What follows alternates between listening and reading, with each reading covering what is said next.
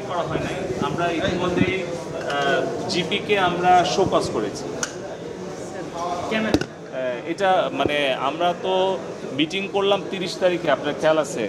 30 তারিখে মিটিংয়ে আমাদের যে টেস্ট ড্রাইভের প্রাথমিক রিপোর্ট নিয়ে আমরা ব্যাখ্যা দিতে বলেছিলাম 4টা এমএনওকে। মানে আপনাদের সাথে ওপেন ডিসকাশনে পরে ক্লোজ ডিসকাশনে আমরা ওদেরকে কারণ দেখিয়েছি যে এখানে আমরা এটা রিপোর্ট পেয়েছি, এখানে স্পেকট্রাম বরাদ্দ ছিল এত, আপনি ইউটিলাইজ করছেন কম।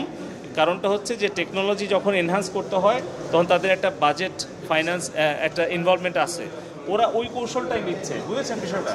মানে ওরা বারবার বলে যে টাওয়ার কম এই সেই, কিন্তু যেই টাওয়ার যেটুকুই আছে সেখানে যে ওরা যেই স্পেকট্রামটা পেয়েছে, মানে বিটিআরসি যেটা বরাদ্দ দিয়েছে সেটা কেন ব্যবহার করছে না? ওরা তো কিনেছে টাকা দিয়ে। কারণ ওই স্পেকট্রামটা ইউটিলাইজ করতে গেলে আরও কিছু টেকনোলজি অ্যান্ড ফাইন্যান্স ইনভলভমেন্ট আছে। তো এটা আমরা খুঁজে বের করেছি, ধরেছি।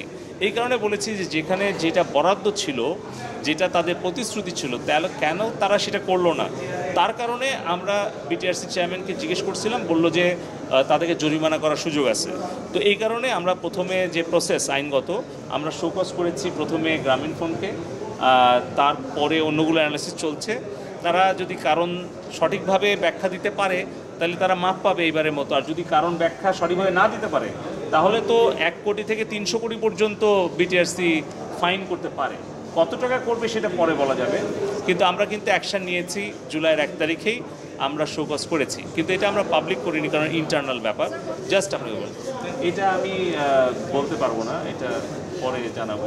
আর এটা কিন্তু কন্টিনিউয়াস চলবে। আমি বলে রাখি, ঢাকার বাইরেও প্রত্যেকটা ডিস্ট্রিক্টে কিন্তু টেস্ট যে ড্রাইভ এটা চলবে, এটা গোপনে চলবে যখন যেখানে ইচ্ছে, এবং আমি প্রতি সপ্তাহে প্রতি মাসে রিপোর্ট নেব। সো আমাদের যে 2টো গাড়ি আছে এটা যেতে থাকবে, এবং এটা আমরা ওদেরকে জানাবো না কখন যাবে না যাবে, বাট আমরা আপনাদেরকে জানাবো পরে।